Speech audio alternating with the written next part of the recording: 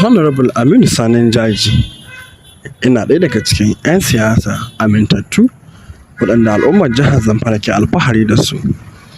A matsayinsa ɗan majalisa mai wakiltar birnin Magaji da ƙauren Namuda, ya taka rawa ta musamman wajen ganin cewa ya kawo sauyi na alkhairi ta fanni daban-daban a sha'anin ilimi, kiwon lafiya, tattalin arziki da kuma addini.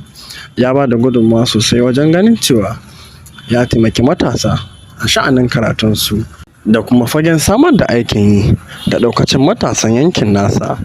Me na ku ra'ayi game da wannan ɗan siyasa Honorable Aminu Sani Jaji, musamman a irin shirye-shiryen da yake yi na takarar gwamnan jihar Zamfara a shekaru masu zuwa, a shekara ta 2027?